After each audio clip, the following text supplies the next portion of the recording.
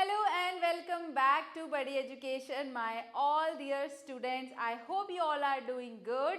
And first of all, a very happy Independence Day to all of you.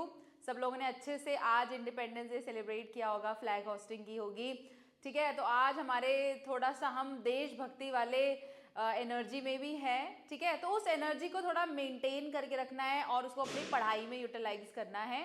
So today I am here with another lecture for the structure of atom part 5. तो आज हम इस chapter में आगे की बातें करने वाले हैं। लास्ट क्लास में हमने कुछ कैलकुलेशन की थी कि भाई अगर हाइड्रोजन एटम है, सिंगल इलेक्ट्रॉन स्पीशीज टाइप हमारा अगर सिस्टम है, तो उसके लिए हम इलेक्ट्रॉन की एनर्जी कैसे कैलकुलेट करेंगे, इलेक्ट्रॉन की रेडियस कैसे कैलकुलेट होती है। So we have done the derivation of all the expression for radius energy, ठीक है। तो चैप्टर को थोड़ा सा रिवाइज भी करेंगे और उसके बाद हम आगे बढ़ेंगे। तो लास्ट क्लास में हमने बात की थी result obtain from the Bohr model, कि बोहर मॉडल से हमसे क्या रिजल्ट मिले थे। तो हमने डिस्कस किया था कि भाई वहां से हमें स्टेशनरी ऑर्बिट के बारे में पता चलता है, जिससे प्रिंसिपल क्वांटम नंबर हमें पता चला, which tells us about the size and the energy of the shell. अगर आपके एन की वैल्यू small है, then the shell will have lower energy as compared to the other shell. If they have higher number, then the shell energy is more, right? तो इस तरीके से comparison हो जाता है कि भाई अगर कोई शेल है, उसके पास एक पर्टिकुलर नंबर है, तो उस नंबर के थ्रू हम क्या कर सकते हैं, उसके प्रिंसिपल क्वांटम नंबर के थ्रू हम उसकी एनर्जी का अंदाजा लगा सकते हैं, ठीक है, कि एनर्जी कम होने वाली है या ज्यादा होने वाली है। Then radius of the stationary state को हमने एक्सप्रेस किया था किस फॉर्म में, इस फॉर्म में, that r N is equal to N square into a naught. यहाँ पे ए नॉट की वैल्यू क्या है, इट इज 52.9 पिकोमीटर। तो ये पिकोमीटर में आपको एक्सप्रेशन हमने दिया था। ये यहाँ पे हमने एक्सप्रेशन को थोड़ा सा मॉडिफाई भी किया था कि आप क्या कर सकते हो, expression can be written as R N is equal to N square upon Z A naught. A naught की वैल्यू आप जानते हो, ठीक है। तो आप पिकोमीटर से अदर यूनिट्स में भी कन्वर्जन कर सकते हैं। ऑलराइट, चलिए तो अब आगे बढ़ते हैं। लास्ट क्लास में हमने एनर्जी के लिए डेरिवेशन देखा था, तो वहाँ पे एक थोड़ा सा करेक्शन है, छोटा सा करेक्शन है, उसको हम कर लेते हैं। लास्ट क्लास में हमने देखा था कि अगर आपको एनर्जी निकालनी है ऑफ दी ऑर्बिट, ठीक है, कि एक पर्टिकुलर शेल में जिसमें इलेक्ट्रॉन घूम रहा है उसकी एनर्जी निकालनी है, तो हमें पता है कि total energy is the combination of what. अगर हम टोटल एनर्जी को देखना चाहें तो टोटल एनर्जी कैसे निकाली जाती है, that total energy is calculated by potential energy plus kinetic energy, right. ये हमारे पास फॉर्मूला था कि टोटल एनर्जी क्या होती है, पोटेंशियल एनर्जी और काइनेटिक एनर्जी का कॉम्बिनेशन होती है। अब पोटेंशियल एनर्जी हम जानते हैं, ये क्या होगी, नेगेटिव के Q1 Q2 अपॉन आर, ठीक है। और यहाँ पे अगर हम Q1 Q2 चार्जेस की वैल्यू रख दे, तो अगर एक चार्ज, अगर इलेक्ट्रॉन के ऊपर E चार्ज है तो प्रोटॉन के ऊपर क्या होगा, ZE चार्ज होगा। It's not square, it's Z E only here as well, okay. And then आप इसको डिवाइड करोगे R से, तो आपका जो फॉर्मूला आने वाला है, फॉर जो आपका एक्सप्रेशन आने वाला है, इट विल बी माइनस के ZE स्क्वायर अपॉन R, ठीक है। तो ये हमारा पोटेंशियल एनर्जी के लिए एक्सप्रेशन आया था। देन काइनेटिक एनर्जी हम जानते हैं कि काइनेटिक एनर्जी क्या होती है, हाफ mv स्क्वायर, ठीक है। अब यहाँ पे हमें एक्सप्रेशन को कन्वर्ट करना था, क्योंकि mv यहाँ पे हम v की वैल्यू पुट कर सकते हैं, बट हमने v का अभी वेलोसिटी कैलकुलेट नहीं की थी। सो आपने अगर हम इसका दूसरा तरीका देखें तो कैसे कैलकुलेट करें, अगर v की वैल्यू ना पता हो तो आप कैसे एक्सप्रेशन को सॉल्व करोगे। So you know this relation that हमने F1 is equals to F2 किया था to calculation of radius, right, जहाँ पे हमने एक्सप्रेशन को कुछ इस फॉर्म में लिखा था, that mv square upon r is equals to K Q1 Q2 upon r square, right. इस तरीके से हमारा फॉर्मूला था। अब यहाँ से R कट हो जाएगा, तो हमारे पास वैल्यू आ रही है फॉर mv स्क्वायर। तो mv स्क्वायर विल बी के Q1 Q2 upon r।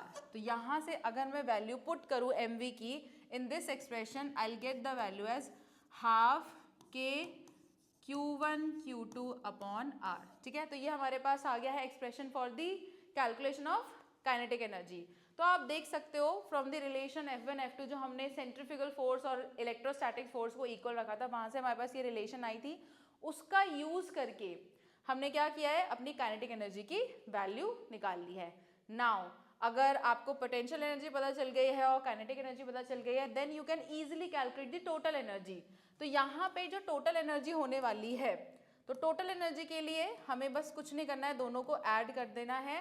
Potential energy है -kZe²। यहाँ पे भी देखो आप इसको Q1 Q2 को आप क्या कर सकते हो, फॉर्म अगर आप यहाँ पे चार्जेस की वैल्यू रख दोगे तो ये भी आपका क्या बन जाएगा, Ze², ये वाला आपके फॉर्मूला में कन्वर्ट हो जाएगा, right. So from here kZe²/r plus half kZe²/r, right. ये एक्सप्रेशन ऐसे होने वाला है हमारे पास, राइट। यहाँ तक सबको समझ में आ रहा है। अब क्या करना है, ये -1 में से हाफ जाएगा तो क्या बचेगा आपके पास, it will remain as -12 kZe², यहाँ पे स्क्वायर था ये, ठीक है, डिवाइडेड बाय r। तो ये आपके आ गए बच्चों टोटल एनर्जी। तो टोटल एनर्जी का एक्सप्रेशन थोड़ा सा हमने जल्दबाजी में थोड़ा सा इनकरेक्ट हो गया था, तो वहां पे इसको थोड़ा सा करेक्ट कर लेना है, क्योंकि यहाँ पे क्या हो जाएगा आपका -12 वैल्यू आने वाली है for the what, total energy, ठीक है। तो टोटल एनर्जी आपकी ये होगी। अब अगर आप कंपैरिजन करोगे कि टोटल एनर्जी और पोटेंशियल एनर्जी में क्या रिलेशन है, या पोटेंशियल एनर्जी और काइनेटिक एनर्जी में क्या रिलेशन है, तो एक बार देख लेते हैं, इनकी वैल्यूज को ऑब्जर्व कर लेते हैं। तो अगर हम यहाँ पे सबसे पहले काइनेटिक एनर्जी और टोटल एनर्जी को देखते हैं, तो आप देखोगे they have the same expression. यहाँ पे भी हाफ kZe²/r है और यहाँ पे भी हाफ kZe²/r है, ठीक है। बस यहाँ पे क्या है, नेगेटिव साइन। तो अगर मैं रिलेशन निकालना चाहूँ यहाँ पे, अब अगर हम यहाँ पे क्या कर रहे हैं, रिलेट कर रहे हैं, so I can relate here that total energy is equals to minus of kinetic energy, right. You can write it in this form कि टोटल एनर्जी क्या है, काइनेटिक एनर्जी जैसा ही एक्सप्रेशन है, बस क्या है, नेगेटिव में है, राइट। ऑल्सो अगर हम पोटेंशियल एनर्जी और टोटल एनर्जी में रिलेशन देखना चाहें, तो पोटेंशियल एनर्जी हमारे पास क्या है, -kZe², राइट, अपॉन r, और ये क्या है, हाफ kZe, मतलब इसकी डबल है। जो पोटेंशियल एनर्जी है वो काइनेटिक एनर्जी, वो टोटल एनर्जी से क्या है, डबल दी अमाउंट है। तो हम यहाँ पे क्या रिलेशन देख सकते हैं कि अगर आपको पोटेंशियल एनर्जी निकालनी है और टोटल एनर्जी पता है, then you can easily calculate. आपको बस क्या करना है, उसका डबल करना है। तो यहाँ पे रिलेशन क्या आ गया, पोटेंशियल एनर्जी और टोटल एनर्जी में, दिस इज द रिलेशन, ठीक है। तो आप देख सकते हो ये इसका डबल दी अमाउंट है। अगर आप इसमें -12 और कर दोगे तो क्या हो जाएगा, टोटल ऐड करके आपका ये एक्सप्रेशन बन जाएगा। सो इस रिलेशन को यूज करके आप क्वेश्चन को क्या कर सकते हो, डायरेक्टली सॉल्व कर सकते हो, राइट। आपको लेट्स से किसी क्वेश्चन में काइनेटिक एनर्जी पता है और आपसे टोटल एनर्जी पूछी गई, तो rather than using this expression आप डायरेक्टली क्या कर सकते हो, माइनस साइन रख के सेम एक्सप्रेशन में वैल्यू पुट कर दोगे। सिमिलरली अगर आपको टोटल एनर्जी पता है तो आप पोटेंशियल एनर्जी भी निकाल सकते हो, या वाइसे वर्सा, आप दोनों तरीके से क्वेश्चन को सॉल्व कर सकते हो। तो इस तरीके से आप इन छोटे छोटे रिलेशन का यूज करके अपने न्यूमेरिकल क्वेश्चन को सॉल्व करोगे, ठीक है। तो ये थोड़ा सा चेंज था, इसको करेक्ट करना है, right. Now we are good to go. अब हमारे पास एनर्जी का एक्सप्रेशन आ गया है कि एनर्जी कैसे निकालने वाले हैं इलेक्ट्रॉन के लिए। आप एक बार इसको नोट डाउन कर सकते हो, देख सकते हो। पहले हमने यहाँ पे एक्सप्रेशन में देखा है कि total energy is the combination और the sum of potential and kinetic energy. यहाँ पे हमने पोटेंशियल एनर्जी कैलकुलेट किया है, then we have kinetic energy. दोनों को जब हमने ऐड किया so will get this expression, right. और ये हमने mv² से क्या किया था, mv² का यूज करके हमने यहाँ पे वैल्यू पुट किया ताकि हमारे पास एक्सप्रेशन आ जाए, ठीक है। और उसको सॉर्ट आउट करके हमने पूरा सॉल्व करके अपनी पोटेंशियल एनर्जी और काइनेटिक एनर्जी और टोटल एनर्जी को कैलकुलेट किया, ठीक है। ऑल्सो, तो अब इसको एक बार मैं इरेज कर देती हूँ। Also in the last class हमने देखा था कि अगर आप इस एक्सप्रेशन को कन्वर्ट करना चाहेंगे, so this expression can also be express in this format कि जो एनर्जी है उसको हम क्या करेंगे, यहाँ पे रिडबर्ग कांस्टेंट की एक फिक्स वैल्यू है, उसमें हम पुट कर देंगे। तो एनर्जी क्या हो जाएगी आपकी -RH इनटू, क्योंकि यहाँ पे Z के लिए जो एटॉमिक नंबर है वो 1 है, that's why either you will write it 1, but अगर आपको कॉमन एक्सप्रेशन लिखना है, अगर आपको यही वैल्यू किसी हाइड्रोजन लाइक एटम की तरह या फिर सिंगल इलेक्ट्रॉन स्पीशीज के लिए अगर आपको एनर्जी कैलकुलेट करनी है, तो आप फॉर्मूला को कैसे लिख सकते हो, Z²/n², राइट। तो इस तरीके से आपके जूल में एनर्जी आ जाएगी। But there is also one format जिसमें आप एनर्जी को कैलकुलेट कर सकते हो, दैट इज इलेक्ट्रॉन वोल्ट। अगर आपसे एनर्जी इलेक्ट्रॉन वोल्ट की टर्म में पूछी जाएगी तब आप क्या करोगे, तब आप यूज करोगे ये formula 13.6 into Z square upon N square. इसको इरेज करके दोबारा लिख लेते हैं, it will be Z square upon N square electron volt. ठीक है, तो इलेक्ट्रॉन वोल्ट में अगर आपको एनर्जी बतानी है तो आप इस ये वाला एक्सप्रेशन यूज करेंगे, और अगर आपको जूल में एनर्जी बतानी है तो आप ये एक्सप्रेशन यूज कर सकते हैं। Both expression are right. तो जो भी आपसे क्वेश्चन की डिमांड हो उस तरीके से आप क्या कर सकते हो, यूज कर सकते हो फॉर्मूलाज को। बट अगर लेट्स से आपको एक ही फॉर्मूला याद रखना है और आपसे लेट्स से आपने जूल में याद रख लिया, जूल वाला फॉर्मूला आपने याद रख लिया, आपको इलेक्ट्रॉन वाला वोल्ट वाला फॉर्मूला याद नहीं है, तो फिर आपको क्या करना पड़ेगा, कन्वर्जन करना पड़ेगा। इफ क्वेश्चन का आंसर आपको इलेक्ट्रॉन वोल्ट में देना है तो कन्वर्जन भी हम कर सकते हैं। We know that 1 electron volt is equals to 1.6 into 10⁻⁻19 joule. ठीक है, तो आप इलेक्ट्रॉन वोल्ट और जूल का कन्वर्जन भी कर सकते हैं। इट्स अप टू यू कि आपको फॉर्मूला डायरेक्टली याद करना है या कन्वर्जन आप खुद कर लोगे। तो ये कन्वर्जन कुछ यूनिट है जिसको यूज करके हम आगे क्या करेंगे, क्वेश्चन सॉल्व करेंगे।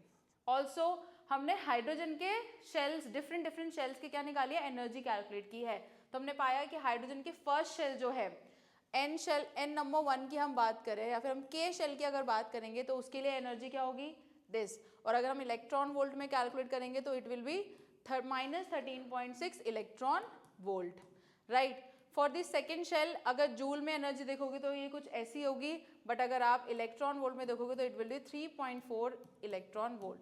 एंड ऐसे करके धीरे धीरे आपकी वैल्यूज क्या होती जाएगी, आपकी जो एनर्जी है वो इंक्रीज होती जाएगी। We have seen that in the last lecture. ठीक है, तो लास्ट क्लास में हमने ये सीक्वेंस देखा था कि कैसे एनर्जी धीरे धीरे क्या हो रही है, बढ़ती जा रही है। जैसे जैसे आपका इलेक्ट्रॉन शेल से दूर होता जाएगा उसकी एनर्जी बढ़ती जाएगी, और एक ऐसा शेल आएगा, मतलब वो इतने इनफाइनाइट डिस्टेंस पे पहुंच जाएगा कि उसकी एनर्जी क्या हो जाएगी, जीरो हो जाएगी। अब जीरो का मतलब ये नहीं कि खत्म हो गया एनर्जी, अब वो इलेक्ट्रॉन से इतना दूर हो गया कि now it is free to move. अब वो क्या कर सकता है, आयनाइज हो सकता है। So when the energy of the shell is zero, इसका मतलब इलेक्ट्रॉन क्या है, now electron is free to move. यहाँ पे क्या होने वाला है, energy associated with the free electron at rest is zero. तो जहाँ पे इलेक्ट्रॉन फ्री है, रेस्ट पे है, इनफाइनाइट डिस्टेंस पे पहुंच गया है, वहां पे आपके शेल की एनर्जी क्या होने वाली है, जीरो होने वाली है। दैट मीन्स अब उसको कोई फोर्स ऑफ अट्रैक्शन अपनी तरफ अट्रैक्ट नहीं कर रही है, वो एक पर्टिकुलर शेल में रोटेट नहीं करेगा। अब वो फ्री टू मूव है, वो कहीं पे भी जा सकता है, किसी भी और अदर एटम के पास जा सकता है या किसी भी तरीके से मूव कर सकता है। It is not bounded to move around the nucleus. ठीक है, तो ये सारी इंफॉर्मेशन थी हमारी अबाउट दी आपका क्या है, आपके हाइड्रोजन एटम के बारे में, कि हाइड्रोजन पे जो मॉडल बनाया था बोहर ने, उसमें आप एनर्जी कैसे कैलकुलेट करोगे, रेडियस कैसे निकालने वाले हो। Then let's see the next कि और क्या रिजल्ट थे। So the fourth result was that Bohr's theory is applicable to the ions containing only one electron, और you can say single electron। तो ये मैं आपको बहुत देर से बोलते हुए आ रही हूँ कि जो बोहर की थ्योरी है वो सिंगल इलेक्ट्रॉन स्पीशीज पे ही क्या होने वाली है, अप्लाई होने वाली है। तो जहाँ पे भी सिंगल इलेक्ट्रॉन होंगे वहाँ पे हम क्या करेंगे, अगर एनर्जी का फॉर्मूला यूज करेंगे, so will get the right amount और the exact value for the energy, radius और वेलोसिटी। ठीक है, और वो single species, single electron species कौन कौन हो सकती हैं। अगर हीलियम की हम बात करें तो नॉर्मल हीलियम एटम तो क्या है आपका, सिंगल इलेक्ट्रॉन स्पीशीज नहीं है, उसके पास 2 इलेक्ट्रॉन होते हैं। बट अगर मैं हीलियम से 1 इलेक्ट्रॉन निकाल दूं, ठीक है, तो अब क्या बचा उसके पास, हीलियम आयन के पास क्या बचा, 1 इलेक्ट्रॉन बचा। Now it is a single electron species. फिर लिथियम की बात करें, लिथियम के पास टेक्निकली कितने होते हैं, हमारे पास 3 इलेक्ट्रॉन होते हैं। अगर हम उसके 2 इलेक्ट्रॉन निकाल दें तो फिर क्या होगा, उसके पास 1 सिंगल इलेक्ट्रॉन बचेगा। Again it will become the single electron species. तो इस तरीके से अगर आप इलेक्ट्रॉन बाहर निकाल देंगे और सिर्फ एक ही इलेक्ट्रॉन अगर आपके पास है तो आप क्या हो जाओगे, यू विल मतलब जो बोहर के मॉडल जो था, जो बोहर का मॉडल है, जो बोहर की कैलकुलेशन है वो आप पे फिट बैठेंगी, वो करेक्ट होंगी। ठीक है, अब इसका रीजन भी क्या है, क्योंकि देखो बोहर ने जो कैलकुलेशन की थी उन्होंने उसमें क्या किया था, उन्होंने न्यूक्लियस में लिया था पॉजिटिव चार्ज और एक इलेक्ट्रॉन को उन्होंने क्या किया, अज्यूम किया कि भाई इलेक्ट्रॉन क्या कर रहा है, एक पॉजिटिव चार्ज के चारों तरफ घूम रहा है। तो ऑब्वियसली अगर आप एक ही इलेक्ट्रॉन ले रहे हो तो उस पर क्या होगा, एक अट्रैक्शन फोर्स लगेगा और एक रिपल्शन फोर्स लगेगा, बस ये दो फोर्सेज ही काम करेंगी, राइट। तो यहाँ पे तो ये कैलकुलेशन ठीक है कि F1 is equals to F2 हो जाएगा, बिकॉज दो ही तरीके के फोर्स लग रहे हैं, एक अट्रैक्शन फोर्स और एक रिपल्शन फोर्स। बट टेक्निकली हम देखा जाए, जो भी हमारे एटम्स है, जो डिफरेंट डिफरेंट एटम्स है, उनके पास सिंगल इलेक्ट्रॉन तो होता नहीं है, they might can have multiple electron, एक इलेक्ट्रॉन यहाँ हो सकता है, दूसरे शेल में भी इलेक्ट्रॉन्स हो सकते हैं। तब क्या होगा, तब आपके जो आपका न्यूक्लियस है, न्यूक्लियस और इलेक्ट्रॉन के बीच में डिफरेंट टाइप के क्या होंगे, फोर्सेस काम करेंगे। सिर्फ दो फोर्सेस नहीं होंगे, there will be multiple forces. यहाँ पे आपस में इलेक्ट्रॉन भी कुछ फोर्स, रिपल्शन फोर्स एक दूसरे पे लगा रहे होंगे, ठीक है। उसके बाद ये अलग अलग सारे क्या कर रहा होगा, इलेक्ट्रॉन पे फोर्स लगा रहा होगा। तो आपको क्या करना पड़ेगा, उन सारे फोर्सेस को ऐड करके then you can finally calculate the energy.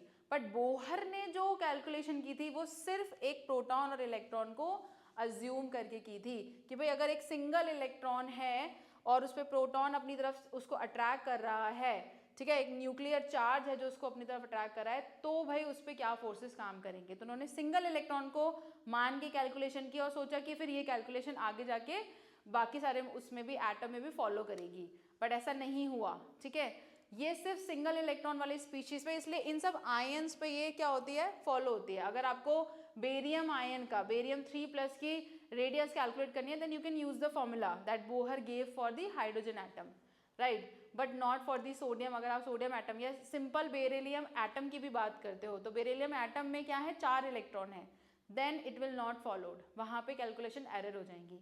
तो इस तरीके से ये इनके मॉडल की एक तरीके से लिमिटेशन भी है। ऑल्सो यहाँ से हम सिर्फ लिमिट हो गए हैं किस पे, सिंगल इलेक्ट्रॉन स्पीशीज पे, कि भाई सिंगल इलेक्ट्रॉन स्पीशीज पे ही मॉडल फॉलो करेगा, राइट। तो ये क्लैरिटी आ गई होगी। Then next, energy and the radii of the stationary stage associated with these kind of ions are given by. तो इनकी अगर एनर्जीज निकालनी है, रेडियस निकालनी है इस टाइप के आयंस की, तो कैसे निकालोगे, सेम एक्सप्रेशन। एनर्जी के लिए हमारे पास ये एक्सप्रेशन था, this is what, Rydberg constant, तो आप इसको RH भी लिख सकते हो, राइट। एंड फॉर यहाँ पे Z हो जाएगा आपका एटॉमिक नंबर, एंड रेडियस के लिए अगर आप एक्सप्रेशन देखोगे तो it will be like this, 52.9 n²/z, जो मैं आपको पहले ही बता चुकी हूँ कि भाई वहाँ पे हाइड्रोजन था इसीलिए Z की वैल्यू 1 थी, तो हमने डायरेक्टली क्या लिखा था, Rn = n² × a0, जहाँ पे a0 की वैल्यू ये थी, ठीक है। तो आप डायरेक्टली वहाँ पे हाइड्रोजन के लिए फॉलो किया था, इसलिए हमने Z को मेंशन नहीं किया था, बट यहाँ पे हम क्योंकि हाइड्रोजन लाइक या सिंगल इलेक्ट्रॉन टाइप स्पीशीज को मेंशन कर रहे हैं, तो हमें यहाँ पे Z मेंशन करना पड़ेगा, because they all have different value for atomic number. तो इस तरीके से इनका न्यूक्लियर चार्ज चेंज हो जाएगा, and hence you can use this general formula for the single electron species, ठीक है। तो हम ये एनर्जी के लिए यूज कर लेंगे फॉर्मूला, और यहाँ पे हम रेडियस के लिए फॉर्मूला यूज करेंगे। Alright, I hope this is clear, ये समझ आ रहा होगा। एक बार इसको इरेज कर देती हूँ so that you can clearly see the formula for energy and radius. Alright, चलो तो आगे बढ़ जाए, चलिए आगे बढ़ते हैं। फिफ्थ इन्होंने क्या दिया, इन्होंने वेलोसिटी के लिए भी एक्सप्रेशन दिया कि भाई velocity of an electron moving in a stationary orbit can be calculated as. तो वेलोसिटी के लिए भी इन्होंने क्या किया, फॉर्मूला बताया, और हम नॉर्मल वेलोसिटी वाला फॉर्मूला नहीं यहाँ पे बता रही हूँ, पहले मैं आपको थोड़ा सा डरा देती हूँ। जो हमारा बिग फॉर्मूला है विच वॉज दैट कि अगर आपको इलेक्ट्रॉन की वेलोसिटी पता करनी है तो it will B NH/4π, not 4, it is 2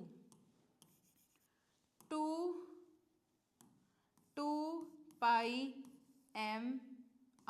ठीक है। तो ये एक्सप्रेशन हमारे पास क्या होने वाला है, for the calculation of velocity. अब अगेन यहाँ पे हम r की वैल्यू सब्स्टिट्यूट कर देंगे जो हमने लास्ट एक्सप्रेशन में कैलकुलेट की थी। तो यहाँ पे क्या होने वाला है, NH/2πm, और r की वैल्यू क्या थी, n²h² divided by 4π² m k, और आपका हो जाएगा ये ZE²। यहाँ पे थोड़ा सा इसको ऐसे लिखेंगे ZE²। तो इस तरीके से यहाँ पे ये ZE² हो जाएगा। इतना बड़ा एक्सप्रेशन आपको क्या करना है, सब्स्टिट्यूट करना है इधर, ठीक है। तो हमने यहाँ पे r की वैल्यू सब्स्टिट्यूट कर दी, तो ये बहुत बड़ा एक्सप्रेशन बनेगा। बट अगेन हमें घबराना नहीं है, क्योंकि हमने लास्ट क्लास में देखा था कि भाई जो कांस्टेंट वैल्यू है, जिनकी अमाउंट फिक्स है, जो कांस्टेंट नंबर हैं, उनको हम क्या करेंगे, पहले से ही कैलकुलेट करके रखेंगे। तो कॉन्सेप्चुअल क्वेश्चन में इस टाइप के एक्सप्रेशन काम आते हैं, ठीक है। बट नॉर्मली आपको जनरली ज़्यादातर आपको क्वेश्चन क्या होगा, इसके सिंपल फॉर्मेट में आएगा, जहाँ पे आपने वैल्यूज को क्या कर रखा है, कैलकुलेट। अब देखो पाई की वैल्यू यहाँ पे पाई से पाई कट भी जाएगा, m टू m भी आपका क्या हो रहा है, डिवाइड हो रहा है। इस तरीके से जब आप कैलकुलेट करोगे, इसको सिंप्लीफाई करोगे, you will get the expression like this. तो हमें क्या मिल जाएगी, यहाँ पे एक एक्सप्रेशन मिल जाएगा which is like 2Vn is equal to 2.16 into 10⁶ Z upon n metre per second. तो this is the velocity for an electron. तो एक इलेक्ट्रॉन जिस पर्टिकुलर शेल में घूम रहा है तो एक वेलोसिटी से घूम रहा होगा, उस वेलोसिटी को हम कैसे कैलकुलेट करेंगे, उसके लिए क्या मैथमेटिकल एक्सप्रेशन है, this is the mathematical expression, right. अब यहाँ से हम क्या कर सकते हैं, एक रिलेशन भी निकाल सकते हैं, क्योंकि मैंने आपको बताया था पहले कि रेशियो वाले क्वेश्चन बहुत पूछे जाते हैं। रेशियो कंपेयर करने को आता है डिफरेंट इलेक्ट्रॉन का, अगर वो डिफरेंट शेल में है। मान लो एक इलेक्ट्रॉन आपका N1 शेल में है और एक इलेक्ट्रॉन आपका N2 शेल में है, तो उन दोनों की वेलोसिटी का कंपैरिजन आएगा कि भाई वेलोसिटी में क्या रिलेशन है, किसकी वेलोसिटी ज़्यादा है, किसकी वेलोसिटी कम है। टू डू दैट वैसे क्वेश्चन को सॉल्व करने के लिए आप क्या करोगे, क्योंकि ये कांस्टेंट वैल्यू है तो हम इक्वल के साइन को क्या करेंगे, प्रोपोर्शनैलिटी के साइन में चेंज कर देंगे। तो यहाँ से हमें क्या रिलेशन पता चल रहा है कि भाई वेलोसिटी जो होती है वो n के शेल नंबर की क्या होती है, इनवर्सली प्रोपोर्शनल होती है। इसका मतलब अगर n की वैल्यू जितनी छोटी होगी उतनी ज़्यादा क्या होगी, वेलोसिटी बड़ी होगी, उतनी ज़्यादा वेलोसिटी की वैल्यू ज़्यादा आने वाली है आपके पास, ठीक है। And on the other hand, और जो आपकी वेलोसिटी है वो क्या होगी, आपके एटॉमिक नंबर के डायरेक्टली प्रोपोर्शनल होगी, कि जितना बड़ा एटॉमिक नंबर उतनी ज़्यादा वेलोसिटी, ठीक है। तो इस तरीके से ये कुछ रिलेशन है जिसके थ्रू आप क्वेश्चन को इजीली सॉल्व कर सकते हो, रेशियो वाले क्वेश्चन सॉल्व कर सकते हो, इवन फॉर एनर्जी। एंड अगर हम पीछे चले थोड़ा सा, यहाँ पे भी हम एनर्जी के क्या रिलेशन बता सकते हैं, energy is also have this, अगर मैं इस वैल्यू को कांस्टेंट मान लूँ तो यहाँ पे ये क्या है, आपके z² अपॉन n² के क्या है, डायरेक्टली प्रोपोर्शनल है। हेयर एज वेल रेडियस में ये वैल्यू क्या है, आपकी कांस्टेंट है, तो Rn क्या हो जाएगा, Rn is directly proportional to n² upon z। तो इस तरीके से आप क्या कर सकते हो, कंपैरिजन कर सकते हो। तो कंपैरिजन वाले क्वेश्चन जब आएंगे या रेशियो से रिलेटेड क्वेश्चन जब आते हैं तो आपको एक्सप्रेशन को कुछ इस फॉर्मेट में यूज़ करना होता है। वाई, क्योंकि जब हम रेशियो निकालेंगे, हम दो कंपैरिजन करेंगे तो दोनों में ये कांस्टेंट वैल्यू तो आएगी ही आएगी, ऑटोमेटिकली कट हो जाएगी डिवाइड में जाके, तो फिर हमारा कंपैरिजन सिर्फ किस वैल्यू से होगा, ये z² अपॉन n² से। तो आप क्या कर सकते हो, एक्सप्रेशन को इस फॉर्मेट में यूज़ कर सकते हो, ठीक है। तो रेशियो वाले क्वेश्चन के लिए आप एक्सप्रेशन को कन्वर्ट कर लीजिएगा। चलो, तो ये हमारे बात हो गई वेलोसिटी की, एनर्जी की, हमने सारी बातें कर ली हैं, हमने सारे एक्सप्रेशन देख लें कि वेलोसिटी कैसे कैलकुलेट करेंगे, एनर्जी कैसे कैलकुलेट करने वाले हैं, और आपकी रेडियस कैसे कैलकुलेट होने वाली है, ठीक है। अब आगे इस पे बेस कुछ क्वेश्चन कर लेते हैं, that what is the radius of third orbit of hydrogen atom, कि हाइड्रोजन एटम की थर्ड ऑर्बिट की रेडियस क्या होगी, ठीक है। तो एक्सप्रेशन क्या होता है रेडियस के लिए, रेडियस इज 52.9, ये क्या था हमारा n² अपॉन z, राइट। तो यहाँ पे z की वैल्यू क्या है 1, और n क्योंकि उन्होंने किस शेल की बात की है या किस ऑर्बिट की बात की है, थर्ड, दैट मीन्स n की वैल्यू क्या है 3 और z हमारे पास क्या है 1, और ये तो हमारी वैल्यू फिक्स है। तो हमारे पास क्या आ गई वैल्यू, यहाँ पे अगर हम इसको कैलकुलेट करेंगे इट विल बी 476.1 पिकोमीटर। तो इस तरीके से हमारे पास वैल्यू आ जाती है, ठीक है। For hydrogen we know that radius का एक्सप्रेशन हमारे पास ये है and you can solve it. तो बहुत ही बेसिक क्वेश्चन था, फॉर्मूला बेस्ड क्वेश्चन था, I hope this is clear. Next up we have calculate the difference in energy of electron between fourth and second orbit of hydrogen atom। तो हमें fourth और second जो orbit है उनके बीच में क्या बताना है, डिफरेंस बताना है। अब इस क्वेश्चन को आप 2-3 तरीके से कर सकते हो। तो पहले ट्रेडिशनल मेथड देखते हैं, उसके बाद मैं आपको एक शॉर्ट ट्रिक भी बताने वाली हूँ, ठीक है। तो फोर्थ और सेकेंड ऑर्बिट में जो हाइड्रोजन की एनर्जीज का डिफरेंस है वो बताना है कि जो इलेक्ट्रॉन है उनकी एनर्जी का डिफरेंस क्या होने वाला है। तो एनर्जी का फॉर्मूला हम जानते हैं, what it is, energy is equals to, energy का डिफरेंस अगर निकालना है तो आपको E4 माइनस E2 करना होगा। अब E का एक्सप्रेशन क्या है, RH into z² upon n², right. तो z² z की वैल्यू 1 होने वाली है। फॉर अगर हम E का एक्सप्रेशन देखें, यहाँ पे हम साइड में लिख सकते हैं E is equals to, for the energy we have this expression minus RH z² upon n². Now the value for Z for hydrogen atom is 1, that's why we only left with n². So the expression is like this. तो E4 minus E2 difference निकालना है ना आपको, तो आपको क्या करना है, दोनों को माइनस कर, दोनों की एनर्जी को माइनस करना पड़ेगा। तो इस तरीके से आप क्वेश्चन को क्या करोगे, कन्वर्ट। एंड देन क्योंकि ये कांस्टेंट वैल्यू फिक्स है दोनों में, इसको बाहर ले लेंगे, कॉमन ले लेंगे, and will put the value for N2 and N4। जब आप वैल्यू रखोगे तो you will get the answer as this, ठीक है। तो ये जूल में आपकी एनर्जी हो गई। अगर आपको इलेक्ट्रॉन वोल्ट में कन्वर्ट करना है तो आप क्या कर सकते हो, डिवाइड कर सकते हो 1.6 × 10⁻⁹ 19 किलो ओम से, ठीक है। तो इस तरीके से जूल से, ठीक है, तो आप कन्वर्ट कर दोगे उसको इलेक्ट्रॉन वोल्ट में, तो एनर्जीज आपकी क्या होंगी, ऐसे निकाली जा सकती है। ऑल्सो जैसा कि मैंने आपको बताया कि एक शॉर्ट टेक और यहाँ पे लगा सकते हैं, कि मैंने आपको बताया था कि हाइड्रोजन की एनर्जीज को क्या कर लो, याद कर लो। तो पहले शेल की एनर्जी क्या थी आपकी 13.6, सेकेंड शेल के लिए एनर्जी क्या थी आपकी -3.4 इलेक्ट्रॉन वोल्ट, थर्ड शेल के लिए जो वैल्यू थी -1.51, एंड फोर्थ शेल के लिए जो वैल्यू थी इट वाज -0.85। आगे भी आप याद कर सकते हो, आपकी इच्छा है, ठीक है। I will mention in the PPT, जब मैं आपको शेयर करूंगी तो उसमें सारी वैल्यूज मेंशन कर दूंगी, ठीक है। तो अगर आप देखोगे, अगर आपको ये वैल्यू पहले ही पता है कि भाई फर्स्ट शेल की एनर्जी इतनी है और फोर्थ शेल की एनर्जी इतनी है, तो आपको अब क्या करना है, दोनों का डिफरेंस बताना है ना। तो ना तो आपको कोई रिडबर्ग कांस्टेंट की जरूरत पड़ेगी, ना किसी शेल नंबर की जरूरत पड़ेगी, आप डायरेक्टली क्या कर सकते हो, E4 माइनस E2। तो यहाँ पे E4 की वैल्यू क्या है -13, नॉट 13, इट इज 0.85। तो यहाँ पे जो आपके E4 की वैल्यू है इट इज 13.8 -0.85 माइनस, और जो आपके फर्स्ट शेल की एनर्जी, सॉरी हमें निकालनी है सेकेंड शेल की ना, तो सेकेंड शेल के लिए आपकी एनर्जी क्या है 3.4। अब आप इसको कैलकुलेट करोगे तो इट विल बी -0.85 प्लस 3.4, ठीक है, ये आ गया। अब आप इसको माइनस कर लो, तो आप डिवाइड करोगे 3.4 से 0.85 को, so will get the value as 4, 13 minus 8 is 5 and it will be 2, okay. So the difference of the energy will be 2.55 electron volt. तो इलेक्ट्रॉन वोल्ट में आपके पास ये वैल्यू आ गई। अब इसी को आप क्या कर लो, अगर आपको जूल में आंसर देना है, so you just have to multiply the number with 1.6 × 10⁻⁻19 joule, ठीक है। तो आपका आंसर आ जाएगा which will match with your answer, ठीक है। तो ये आपके इस आंसर की तरह मैच करेगा, ठीक है। अब यहाँ पे पावर 18 है, यहाँ पे पावर 19 है, आप पावर्स को कन्वर्ट करोगे तो you will get the same answer as this, ठीक है।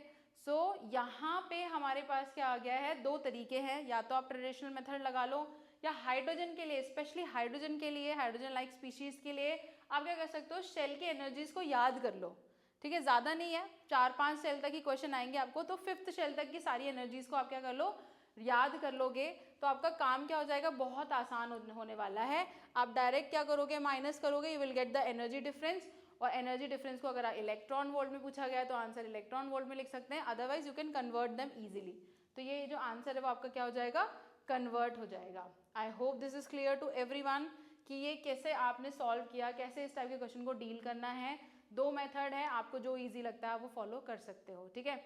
एक ट्रेडिशनल मेथड है और एक आपका ये थोड़ा सा शॉर्ट ट्रिक है, इसमें आपका थोड़ा टाइम सेव होने वाला है। तो जितने भी कॉम्पिटिटिव एग्जाम होते हैं, नीट का एग्जाम हो गया, जेई का एग्जाम हो गया, उसमें आपको थोड़ा टाइम का क्रंच होता है, तो वहाँ पे ये चीज़ आपको हेल्प करेगी, राइट। तो इस चीज़ को माइंड में रखना है, प्रैक्टिस करो तो सब कुछ हैंड्स ऑन प्रैक्टिस हो जाएगी, ठीक है। तो ये हमारे क्वेश्चन थे कुछ। Next we are moving forward to the explanation of line spectrum of hydrogen, कि भाई हाइड्रोजन के लाइन स्पेक्ट्रम को कैसे एक्सप्लेन किया गया। जो बोहर ने लाइन स्पेक्ट्रम के लिए, हमने पहले भी पढ़ा था कि भाई लाइन स्पेक्ट्रम कैसे बनता है, उसमें क्या क्या लाइंस होती है, डिफरेंट सीरीज के बारे में हमने पढ़ा था कि लाइमन सीरीज है, बामर सीरीज है, उसकी वेवलेंथ के लिए एक्सप्रेशन है। तो जो हाइड्रोजन है, explanation of line spectrum of hydrogen, वो कैसे मैथमेटिकली प्रूव हुआ। सो हम देखते हैं कि जो हमारे पास ई स्पेक्ट्रम लाइन जो थी in hydrogen, whether it was absorption और emission spectrum, can be associated to the particular transition in hydrogen atom. तो हम जो देख रहे थे कि ये जो ट्रांजिशन हो रहा है, जब एटम एक्साइटेड स्टेट से लोअर स्टेट में आता है, ग्राउंड स्टेट में आता है, तो वो कुछ रेडिएशन इमिट करता है, तो वहाँ पे हमें क्या मिलेगा, एमिशन स्पेक्ट्रम मिलेगा, ठीक है। ये जो वेवलेंथ वाली लाइट निकल रही है, इनकी ये जो लाइट रेडिएशन निकल रहे हैं, जो वेव निकल रहे हैं, इसके हमने क्या कर सकते हैं, वेवलेंथ को कैलकुलेट कर सकते हैं। ठीक है। With the help of that हमने इसका क्या किया था, एक वेव नंबर का मैथमेटिक क्या दिया था आपको, एक्सप्रेशन दिया था। वहाँ से ये लाइन स्पेक्ट्रम क्या हो गया है, डिफाइन हो गया है। क्योंकि अगर आपको वेवलेंथ पता है, ठीक है, आपको पता है कि भाई इस वेवलेंथ की रेज आ रही हैं, तो आप एनर्जी भी इजीली कैलकुलेट कर सकते हो। बिकॉज एनर्जी क्या है आपका, अगर आपने एक्सप्रेशन पढ़ा होगा प्लांक्स क्वांटम थ्योरी में देखा था, एनर्जी किस फॉर्म में आ रही है, फोटोन की फॉर्म में। फोटोन के अंदर क्या है, लाइट वेव है। लाइट वेव के अंदर बहुत सारी डिफरेंट टाइप की रेज होती है जिनकी डिफरेंट वेवलेंथ होती है। तो अगर आपको वेवलेंथ पता चल जाएगी, so you can easily calculate the energy. और एनर्जी का डिफरेंस एनर्जी का डिफरेंस हम कैसे निकालते हैं कि हम जो भी फाइनल स्टेट है उसमें से माइनस कर देंगे इनिशियल स्टेट को, कि फाइनली आप जहाँ थे और इनिशियली जहाँ थे उन दोनों के एनर्जी डिफरेंसेस को अगर आप कैलकुलेट कर दो, ठीक है, एनर्जी के डिफरेंसेस को निकाल दो, तो आपके पास क्या आ जाएगी, रेडिएशन की एनर्जी आ जाएगी। टोटल रेडिएशन की एनर्जी कितनी है, और उस रेडिएशन से आप फ्रीक्वेंसी कैलकुलेट कर सकते हो और वेवलेंथ कैलकुलेट कर सकते हो। ठीक है, तो with the help of this expression हम क्या कर सकते हैं, एक रेडिएशन जो निकल रहा है during the transition of electron from the higher state to lower और the lower state to higher, दोनों ही केस में एब्जॉर्प्शन और एमिशन, दोनों ही केस में जब रेडिएशन या तो एब्जॉर्ब हुआ या एमिट हुआ, उसकी एनर्जी के थ्रू फाइनल एनर्जी में से माइनस किया आपने इनिशियल एनर्जी को, और जो डिफरेंस आया उस डिफरेंस से आप क्या कर सकते हो, कैलकुलेट कर सकते हो बहुत सारी इन्फॉर्मेशन। ठीक है, अब कैसे कैलकुलेट करते हैं, हमें पता है कि ये एक्सप्रेशन है फॉर एनर्जी, एंड यहाँ से हमने इसको क्या किया, एक फॉर्मेट में जब कन्वर्ट किया तो हमारे पास ये एक्सप्रेशन आया, which was quite similar to the, क्या था, रिडबर्ग की जो इक्वेशन थी, जिन्होंने जो ट्रांजिशन के टाइम पे मैंने आपको पढ़ाई थी कि भाई लाइमन सीरीज में है, बामर सीरीज है, उन्होंने डिफरेंट डिफरेंट लाइंस के लिए क्या दिए थे, मैथमेटिकल एक्सप्रेशन दिए थे, जिसको रिडबर्ग ने कॉमन फॉर्मेट में कन्वर्ट किया था। तो यहाँ पे भी अगर आप इसको ऑब्जर्व करोगे तो यू विल सी कि भाई कुछ वैसा ही आपका क्या आ रहा है, एक्सप्रेशन आ रहा है। तो यहाँ पे डेल्टा ई जो है it will be what, Rydberg constant हमारा क्या हो गया 2.18 इंटू 10⁻⁻18, और यहाँ पे क्या हो गया E initial minus N I, मतलब इनिशियल सेल का स्क्वायर माइनस फाइनल सेल का स्क्वायर जूल। तो जूल में एनर्जी आ रही है तो हमारे पास रिडबर्ग कांस्टेंट की वैल्यू ये है। ठीक है, which is similar to the expression of Rydberg in the transition, जहाँ पे हमने लाइन स्पेक्ट्रम देखा था, जहाँ हमने डिफरेंट लाइन देखा था कि भाई डिफरेंट लाइन इन्फिनिटी से अगर फर्स्ट सेल तक आ रही है तो लाइमन सीरीज बन रही है, इन्फिनिटी से अगर सेकंड सेल तक आ रही है तो बामर सीरीज बन रही है। इस तरीके से आपकी पास्टन, ब्रैकेट, पी फंड, इस डिफरेंट सीरीज हमने पढ़ी थी। तो डिफरेंट लाइन को स्टडी किया था फॉर दी हाइड्रोजन एटम। तो उसका जो एक्सप्रेशन है वो काफ़ी कुछ मिलता है आपके रिडबर्ग एक्सप्रेशन से। इसीलिए ये बात तो प्रूव हो गई, ये बात सही प्रूव हो गई कि जो बोहर ने हमें एक्सप्रेशन दिया एनर्जी के लिए, जो एक्सप्रेशन दिया वो सेम है एज द रिडबर्ग कांस्टेंट, जो रिडबर्ग ने आपका बताया कि भाई ट्रांजिशन जब होता है तब भी तो एनर्जी रेडिएट होती है, और यहाँ पे भी आपका क्या किया, बोहर ने एनर्जी के लिए जो एक्सप्रेशन दिया वो मैच कर रहे थे, वो सिमिलर थे। सो हैंस प्रूव्ड, एक्सप्लेन हो गया कि हाँ भाई जो आपका हाइड्रोजन है वो कैसा स्पेक्ट्रम बनाता है, it will make a line spectrum. उसके अंदर से अगर लाइट पास करेगी तो वो कुछ एनर्जी को क्या कर देगा, इमिट कर देगा, बिकॉज एक्साइटेड स्टेट में है। तो जो एक्साइटेड स्टेट से ग्राउंड स्टेट में आएगा, जब इलेक्ट्रॉन एक्साइटेड स्टेट से ग्राउंड स्टेट में आएगा तो वो एनर्जी को इमिट करेगा, और उस एनर्जी के रेडिएशन से जो एनर्जी हमें मिलेगी it will be the difference of final into initial, कि फाइनली जिस शेल में वो है और इनिशियली जो था उसके डिफरेंस हमें मिलेगी। ठीक है, ये बात प्रूव हो गई है, उन्होंने बोहर ने भी प्रूव किया, और इस तरीके से। देन फ्रीक्वेंसी का एक्सप्रेशन भी हम निकाल सकते हैं यहाँ से। फ्रीक्वेंसी क्या होने वाली है, फ्रीक्वेंसी में पता है कि क्या है, हमारे पास इक्वेशन था delta E is equal to H nu, ये हमारे पास प्लैंक्स क्वांटम थ्योरी से आया था, delta E is equal to H nu. तो यहाँ से हम क्या कर सकते हैं, फ्रीक्वेंसी की वैल्यू आप क्या करोगे, ई डेल्टा ई का एक्सप्रेशन यहाँ पे रख दोगे and then you will finally get the frequency. तो अगर आपको फ्रीक्वेंसी कैलकुलेट करनी है you will use this formula. Then wave number calculate करना है तो it will be 1/λ which is v/c। ठीक है, तो 1/λ, लैम्डा को कैसे एक्सप्लेन करते हैं हम, लैम्डा, क्योंकि ये हमारे पास एनर्जी की वैल्यू क्या थी एच न्यू, और न्यू को कैसे एक्सप्लेन करेंगे, जो आपका क्या है फ्रीक्वेंसी, फ्रीक्वेंसी इज c/λ। तो यहाँ से अगर मैं लैम्डा की वैल्यू निकालना चाहूँ तो ये क्या हो जाएगी c/ν।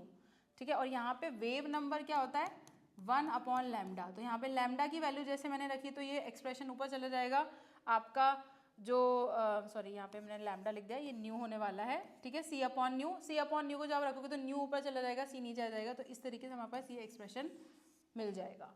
राइट। तो वेव नंबर कैसे कैलकुलेट किया हमने, using the Planck's constant equation जो थी वो यूज़ करके, फिर हमने यहाँ पे क्योंकि हमने ऑलरेडी फ्रीक्वेंसी कैलकुलेट कर ली है, फ्रीक्वेंसी का एक्सप्रेशन जब हमने यहाँ पे रखा तो हमें फ्रीक्वेंसी भी मिल गई है, ठीक है। तो ये क्या कर रहे हैं, ये सारी चीज़ें frequency, wave number, they all are explaining the line spectrum, जो हमें बता रहे हैं कि भाई एनर्जी का डिफरेंस होगा जब शेल ट्रांजिशन, जब इलेक्ट्रॉन में ट्रांजिशन होगा, शेल का ट्रांजिशन होगा, इलेक्ट्रॉन एक शेल से दूसरे शेल में जंप करेगा तो एनर्जी का डिफरेंस होगा, वो कुछ रेडिएशन इमिट करेगा, इसीलिए हमें जो स्पेक्ट्रा है उस पर कुछ ही कलर के बैंड दिखाई दे रहे हैं और वो लाइंस की फॉर्म में दिखाई दे रहे हैं, इसलिए हम इसको क्या बोलेंगे, लाइन स्पेक्ट्रम। चलिए, तो आई होप कि ये सारी बातें हमें क्लियर हो गई हैं। अब इसको देख लेते हैं, in case of large number of hydrogen atom, अगर बहुत ज़्यादा ही हाइड्रोजन एटम है then the different possible transition can be observed and thus leading to a large number of spectrum line, ठीक है। तो अगर एटम बहुत सारे हैं, क्योंकि आप एक एटम पे तो एक्सपेरिमेंट कर नहीं रहे हो, बहुत सारे, अगर आप गैस ले रहे हो तो बहुत सारे एटम होंगे, तो आपको वहाँ पे क्या दिखने वाली है, बहुत सारी स्पेक्ट्रल लाइन दिखने वाली हैं, ठीक है। अगर हाइड्रोजन, जितना ज़्यादा मैटर से इंटरेक्शन होगा उतना ज़्यादा क्या होगा, मैटर अपने अंदर से एनर्जी इमिट करेगा या एब्जॉर्ब करेगा, तो आपको स्पेक्ट्रम लाइन उस हिसाब से कम या ज़्यादा दिखाई देंगी। तो लार्ज नंबर एटम आपने लिया, मैटर का इंटरेक्शन बढ़ गया, तो आपको स्पेक्ट्रल लाइन का भी नंबर क्या होगा, ज़्यादा दिखेगा, ज़्यादा स्पेक्ट्रम लाइन हमें वहाँ पे दिखने वाली हैं on the spectrum, on the screen जहाँ पे भी हम ये ऑब्जर्वेशन कर रहे हैं, right. And the intensity of spectrum line depend upon the number of photon of same wavelength और the frequency absorb and emitted. तो जो इंटेंसिटी है कि कितनी डार्क आपको लाइन दिखाई देंगी या कितनी लाइट आपको दिखाएंगी देंगी, वो किस पे डिपेंड करेगा कि भाई नंबर ऑफ फोटॉन्स कितने आ रहे हैं, आपने एनर्जी कितनी निकाली, कितनी एनर्जी बाहर आ रही है, जितनी ज़्यादा एनर्जी बाहर आएगी उतना ज़्यादा कलर रेडिएट करेगा, राइट। तो इंटेंसिटी ब्राइट कितनी होने वाली है आपकी, जो बैंड्स आपको दिख रहे थे कि वो लाइट दिखेंगे या डार्क दिखेंगे, it depends on the number of photons of the same wavelength, ठीक है। सेम वेवलेंथ वाले फोटोन होंगे, ये नहीं कि डिफरेंट वेवलेंथ ही चेंज हो जाएगा, अगर वेवलेंथ चेंज हो गई तो वो रे ही चेंज हो गई, राइट, कलर ही चेंज हो गया। तो सेम वेवलेंथ के अगर नंबर ऑफ फोटॉन्स को बढ़ा दोगे तो आपकी इंटेंसिटी भी क्या हो जाएगी, बढ़ जाएगी, राइट। ऑल्सो अगर आपने फ्रीक्वेंसी जो ऑब्जॉर्ब हो रही है या इमिट हो रही है उसको भी बढ़ा दिया, number of waves per unit पर सेकेंड अगर बहुत ज़्यादा रिलीज हो रही हैं तो ऑब्वियसली आपको क्या होगा, इंटेंसिटी ज़्यादा दिखाई देगी, कलर ज़्यादा ब्राइट दिखाई देंगे अगर नंबर ऑफ वेव ज़्यादा निकल रही है पर सेकेंड। तो इस तरीके से ये dependency of the spectrum line की स्पेक्ट्रम लाइन की इंटेंसिटी कब कम या ज़्यादा होती है, तो ये बहुत इंपॉर्टेंट पॉइंट है, यहाँ पे आप इसको स्टार मार्क करके नोट कर लीजिएगा, अपनी कॉपी में भी हाईलाइट कर दीजिएगा कि इंटेंसिटी किस पे डिपेंड करती है, number of photon of the same wavelength, ठीक है, और फ्रीक्वेंसी। चलिए आगे बढ़ते हैं। अब थोड़ी सी लिमिटेशन के बारे में पढ़ लेते हैं कि बोहर का मॉडल तो समझ में आ गया, बोहर ने बहुत सारी चीज़ों को क्या कर दिया, जो कमियां थी रदरफोर्ड के मॉडल में उसको दूर कर दिया, बट अगेन इनके मॉडल को भी पूरी तरीके से एक्सेप्ट नहीं किया जा सकता क्योंकि उसमें भी बहुत सारे लिमिटेशंस थे। सो लेट्स जस्ट सी कि क्या लिमिटेशन हमें बोहर के मॉडल में दिखे। तो लिमिटेशन ऑफ बोहर मॉडल में पहली चीज़ होती है that the Bohr model was big improvement over Rutherford nucleus model, we know that, क्योंकि उन्होंने स्टेबिलिटी के बारे में हमें बताया, it could account for stability, line spectrum of hydrogen, कि भाई हाइड्रोजन में लाइन स्पेक्ट्रम क्यों बन रहा है, डिस्क्रीट स्पेक्ट्रम क्यों शो कर रहा है, वहाँ पे कुछ कलर के बैंड्स क्यों नहीं दिखाई दे रहे हैं, पर्टिकुलर लाइन से क्यों दिखाई दे रही है, उस सबको उन्होंने वेल तरीके से एक्सप्लेन किया, पूरा फॉर्मूला दिया, मैथमेटिकल एक्सप्रेशन दिया, ये सारी बातें तो उन्होंने बहुत बढ़िया से हमें क्या की, एक्सप्लेन की, ठीक है। बट एक जगह ये चूक गए, यहाँ पे कमी क्या आ गई कि बोहर का मॉडल जो था it was enable to explain the following points. तो बोहर के मॉडल में कुछ पॉइंट्स थे जो एक्सप्लेन नहीं हो पा रहे थे। सबसे पहली कमी तो ये थी कि भाई ये जो बोहर का मॉडल था वो हाइड्रोजन लाइक एटम्स के लिए ही एप्लीकेबल था, which means single electron species पे ही ये मॉडल क्या होगा आपका, वर्क करेगा। The energy, the radius, the velocity, that the formula are only working on the single electron species. So here detail of the hydrogen atom spectrum, एक तो इन्होंने डिटेल्स नहीं बताई, उन्होंने बताया कि ट्रांजिशन करेगा तो एनर्जी का डिफरेंस क्या होगा, बट उसके अंदर और भी बहुत सारी डिटेलिंग थी जिसको उन्होंने एक्सप्लेन नहीं किया। दूसरा, spectrum of atoms having more than one electron, तो जिनके पास वन से ज़्यादा इलेक्ट्रॉन है उनका स्पेक्ट्रम कैसा बनेगा, उसके लिए क्या एक्सप्रेशन होने वाला है, ये एक्सप्लेन नहीं कर पाए, ठीक है। Third, splitting of spectrum line in the presence of magnetic field जिसको हम ज़ीमान इफेक्ट बोलते हैं, और एन इलेक्ट्रिक फील्ड जिसको हम बोलते हैं स्टार्क इफेक्ट। तो यहाँ पे हमने क्या पाया कि जो लाइट है वो क्या कर रही है, जो स्पेक्ट्रम लाइन है वो स्प्लिट हो रही है in the presence of magnetic field and the electric field, जिसको हम डिफरेंट इफेक्ट बोलते हैं। तो ये भी वो एक्सप्लेन नहीं कर पाए कि स्प्लिटिंग क्यों हो रही है, क्या रीजन है फर्दर स्प्लिटिंग का। ठीक है। Fourth, the ability of atom to form molecule by chemical bonds, जो एटम्स हैं वो मॉलिक्यूल कैसे बना रहे हैं, कैसे उनका ट्रांजिशन हो रहा है, कैसे इलेक्ट्रॉन एक जगह से दूसरी जगह जा रहा है, आयनाइजेशन कैसे हुआ, ये सारी चीज़ों को वो एक्सप्लेन नहीं कर पाए। तो बोहर का मॉडल इन सारे क्वेश्चन का आंसर नहीं दे पाया, दैट्स वाई उसकी कुछ लिमिटेशन हो गई। And here we need another model. अब हमें क्या चाहिए, फिर से एक मॉडल चाहिए जो सारी चीज़ों को क्या करे, एक्सप्लेन कर पाए, ऑलमोस्ट चीज़ों को तो एटलीस्ट एक्सप्लेन कर दे। तो यहाँ पे भी अभी बहुत सारे ऐसे पॉइंट्स हैं जो हमें डिस्कस करने ज़रूरी हैं, जिनको एक्सप्लेन नहीं किया गया बाय द बोहर मॉडल। ठीक है, इन्होंने काफ़ी हद तक कुछ चीज़ें जो रदरफोर्ड के मॉडल में थी वो कमियां तो दूर कर दी, बट फिर भी कुछ क्वेश्चन थे हमारे दिमाग में जो अभी भी अनसॉल्व रह गए हैं। ठीक है, तो अब वो आगे जाके कैसे सॉल्व हुए उसके लिए देखते हैं। तो सबसे पहले हम देखते हैं डुअल बिहेवियर ऑफ मैटर। अभी तक हम डुअल बिहेवियर ऑफ वेव देख रहे थे, इसका मतलब हम लाइट का डुअल बिहेवियर देख रहे थे कि भाई जो रेडिएशंस होते हैं they show dual behaviour. Light या electromagnetic radiation, it shows dual nature, the wave and the particle. So यहाँ पे एक साइंटिस्ट इन्होंने दिमाग लगाया कि ऐसा मैटर के लिए भी तो हम बोल सकते हैं कि अगर कोई मैटर है, इलेक्ट्रॉन है, it can also show the dual behaviour. वो एज अ पार्टिकल भी बिहेव कर सकता है और एज अ वेव भी बिहेव कर सकता है। तो इसी को प्रूव करने के लिए उन्होंने एक एक्सप्रेशन भी दिया, पूरी कैलकुलेशन हमें बताई कि भाई जैसे light wave dual nature show करती है, इलेक्ट्रॉन या फिर मैटर भी क्या करता है, आपका डुअल नेचर शो करता है। So now we will study the dual behaviour of matter. इससे पहले हमने डुअल बिहेवियर इलेक्ट्रोमैग्नेटिक रेडिएशन पढ़ा था, अब हम मैटर का डुअल बिहेवियर देख रहे हैं। तो इसके ऊपर सबसे पहले जो डिस्कवरी या खोजबीन जो की थी वो किसने की थी, लुइस डी ब्रोए, ब्रोगली नहीं बोलते इनको। ठीक है, तो लुइस डी ब्रोए, ठीक है, डी ब्रोए साइंटिस्ट जो थे, इन्होंने इस फील्ड में स्टडी की कि भाई डुअल बिहेवियर ऑफ मैटर भी होता है। मैटर भी दो तरीके से बिहेव करता है, एज अ वेव और एज अ पार्टिकल। ठीक है, तो अगर मैं इलेक्ट्रॉन की बात करूं तो वो वेव की तरह बिहेव, आप देख रहे हो कि ये जो मैटर है इसके अंदर से यहाँ पे क्या आ रहा है, वेव की फॉर्म में ये इलेक्ट्रॉन मूव कर रहा है। सो वेव लाइक बिहेव कर रहा है। Also it can behave like particle. तो एक तो मैटर का बिहेवियर हो गया लाइक वेव, और एक क्या हो गया, लाइक पार्टिकल, कि देखो वो इस तरीके से वेव की तरह भी जा रहा है और एज अ पार्टिकल दिख रहा है हमें। तो matter also shows dual behaviour, matter का भी दो बिहेवियर है, इलेक्ट्रॉन भी दो तरीके से दिख रहा है, आपको पार्टिकल की तरह भी दिखेगा और एज अ वेव की फॉर्म में वो क्या कर रहा है, मूव कर रहा है। तो इस तरीके से इन्होंने यहाँ पे हमें एक एक्सप्रेशन दिया जिसको हम बोलते हैं डी ब्रोए हाइपोथेसिस। ठीक है, डी ब्रोए इक्वेशन भी हमें मिली थी, रिलेशन मिली थी, जिसके थ्रू हम क्या कर सकते हैं, ये जो वेव है इसकी क्या करेंगे, वेवलेंथ कैलकुलेट करेंगे। इससे पहले हमने इलेक्ट्रोमैग्नेटिक रेडिएशन की वेवलेंथ के लिए एक्सप्रेशन देखा था। Now we will see the expression for the wavelength showed by a matter, कि भाई मैटर की वेवलेंथ अगर निकाल लो, मैटर अगर किसकी तरह बिहेव कर रहा है। अब इलेक्ट्रॉन बीम है, जैसे कि हमने पीछे देखा था कि जो इलेक्ट्रॉन बीम है वो जनरली हमने क्या पाया था, हमने उसको क्या दिया था कि भाई वो पार्टिकल नेचर शो करती है, but furthermore we get to know कि वहाँ पे वो क्या शो कर रही है, वो डायफ्रैक्शन भी शो कर रही है।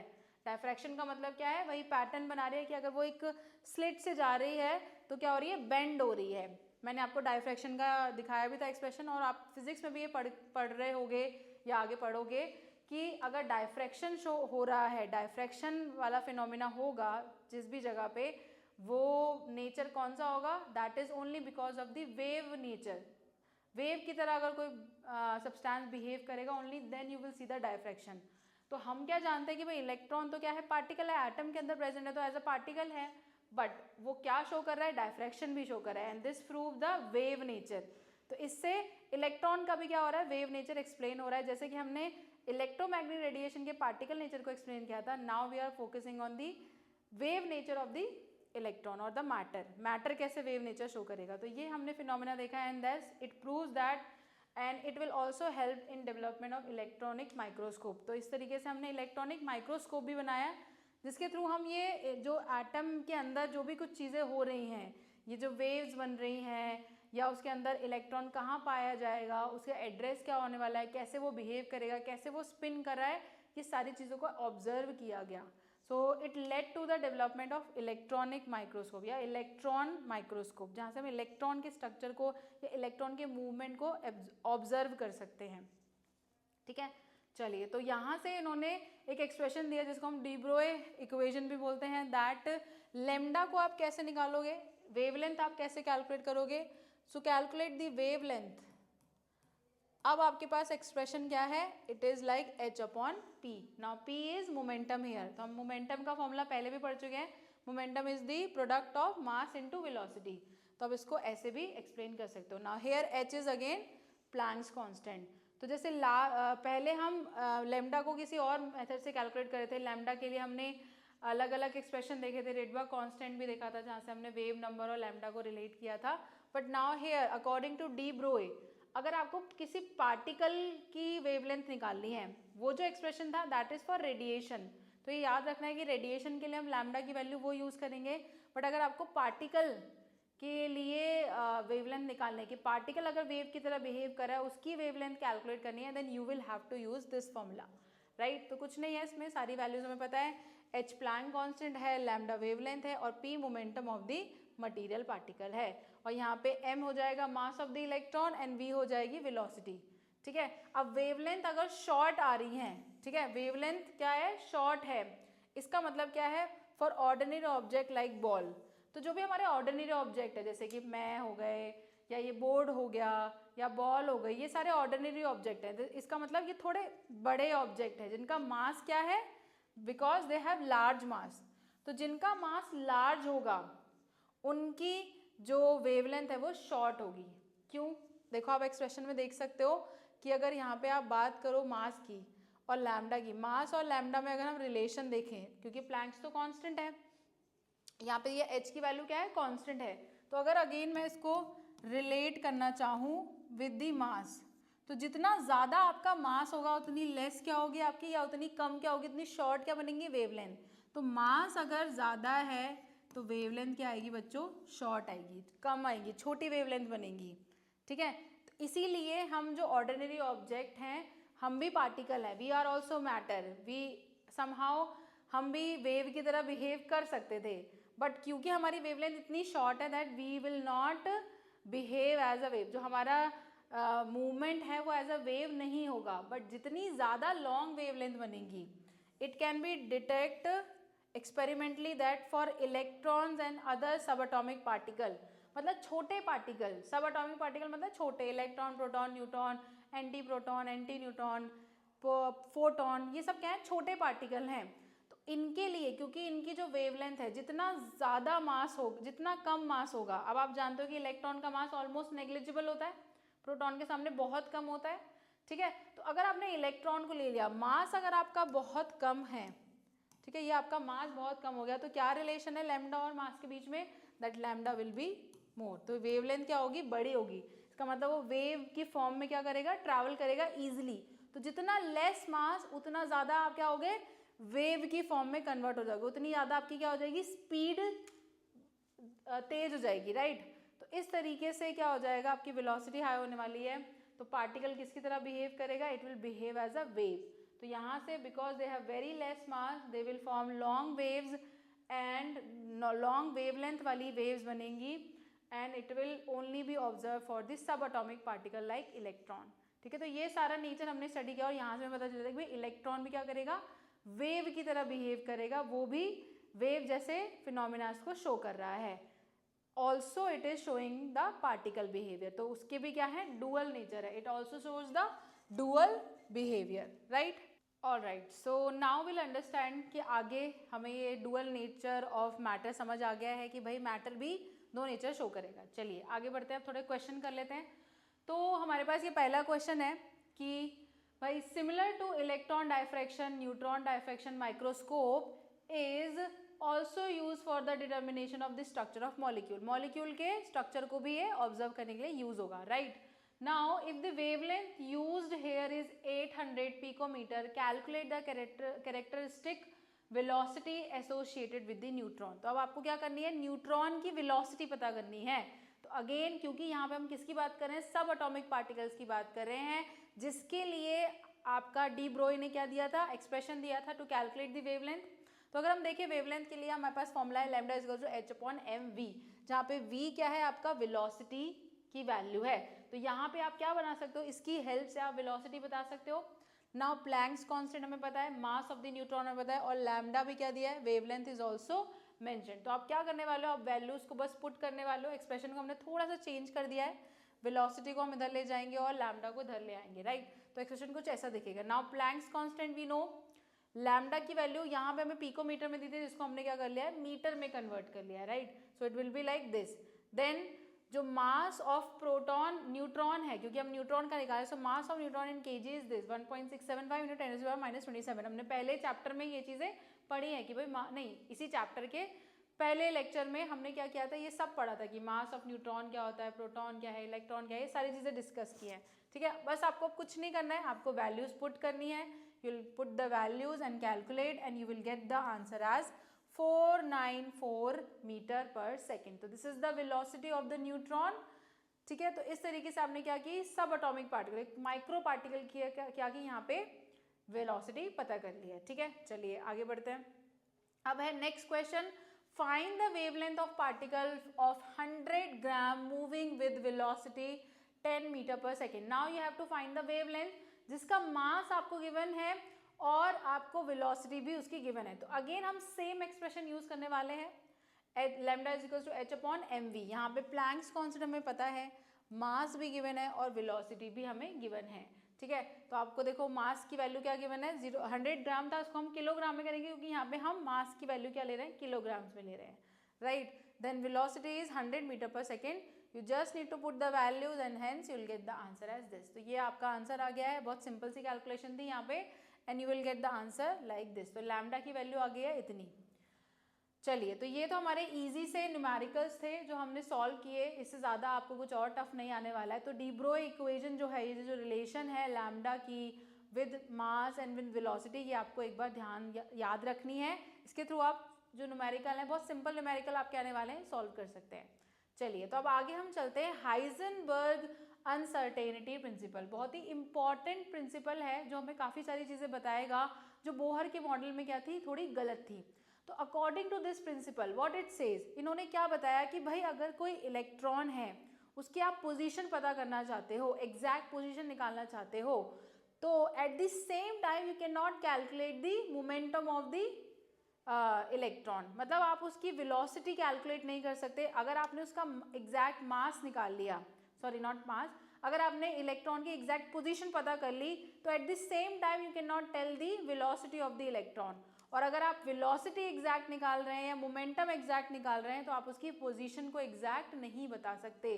तो दोनों चीज़ों को एक साथ एग्जैक्ट कैलकुलेट करके नहीं बताया जा सकता, जो कि बोहर के मॉडल में क्या था, कुछ और था।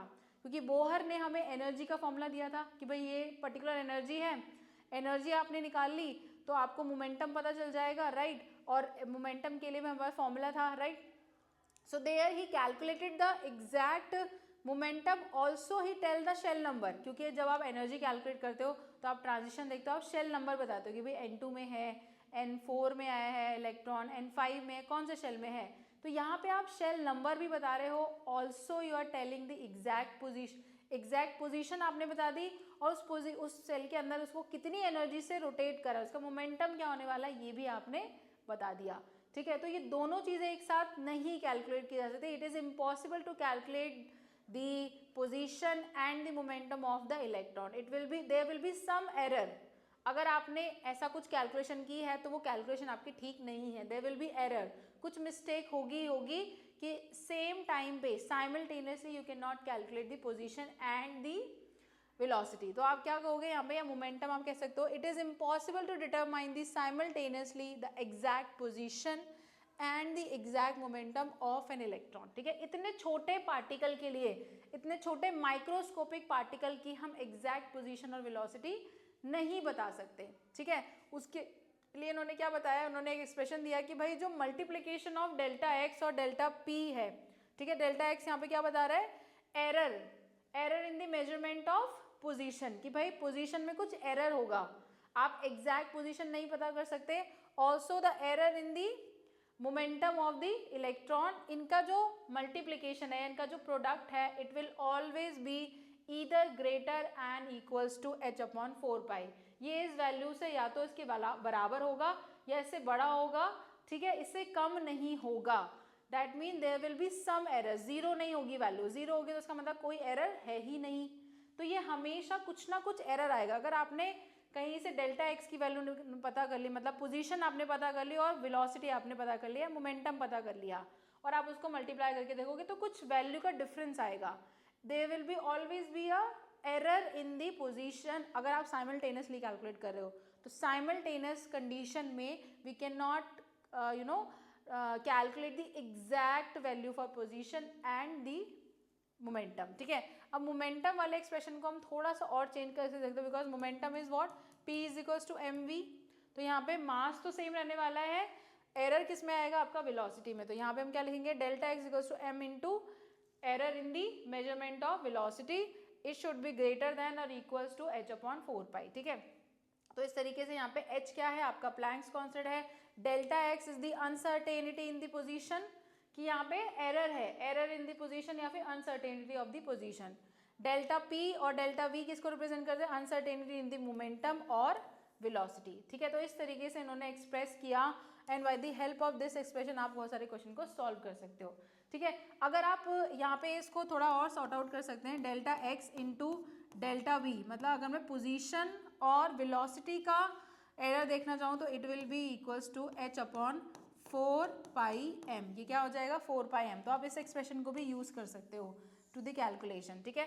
तो हम इस तरीके से इसको चेंज कर सकते हैं कि अगर आपको पोजीशन और वेलोसिटी की बताना है कि उनकी एरर, इनके मल्टीप्लिकेशन या उनके प्रोडक्ट में क्या एरर आने वाली, किस वैल्यू के वो इक्वल और ज़्यादा होगा, so it should be equal और ग्रेटर देन दिस वैल्यू। तो ये क्या होगा, h/4πm से बराबर होगा या उससे बड़ा होगा, ठीक है।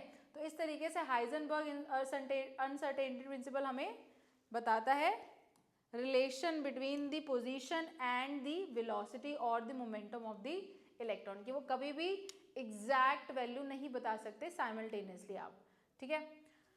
अब सिग्निफिकेंस क्या है इस प्रिंसिपल के, तो सिग्निफिकेंस समझने से पहले ये समझ लेते हैं कि ऐसा होता क्यों है, ये अनसर्टेनिटी आ कैसे रही है, हम ऐसा क्यों नहीं कर पा रहे हैं कि भाई अगर हम एग्जैक्ट पोजीशन पता कर ले तो मोमेंटम क्यों नहीं पता चलेगी, राइट। तो इसका आंसर क्या होगा कि अगर आपको किसी भी माइक्रोस्कोपिक पार्टिकल की पोजीशन पता करनी है, उसको स्टडी करना है, तो आपको उसके ऊपर क्या डालना पड़ेगा, एक फोटोन की एनर्जी डालनी पड़ेगी। तो ये पार्टिकल अगर है तो इसके ऊपर पहले क्या आएंगे, फोटोन आएंगे, तभी वो पार्टिकल क्या होगा, इजेक्ट होगा। हमने फोटो इलेक्ट्रिक इफेक्ट पढ़ा है, राइट। तो हम उसके नेचर को ऑब्जर्व कर सकें, क्या रेडिएशन निकला, क्या उसकी फ्रीक्वेंसी थी, वेवलेंथ क्या थी, इस तरीके से हम स्टडी करते हैं। तो अगर आपको किसी भी सब एटॉमिक पार्टिकल या इस तरीके के माइक्रोस्कोपिक पार्टिकल को स्टडी करना होता है तो आप क्या करते हो, उसके ऊपर फोटोन एनर्जी डालते हो, फोटोन मारते हो उसके ऊपर, ताकि आप उसको उसकी एग्जैक्ट पोजीशन पता कर सको।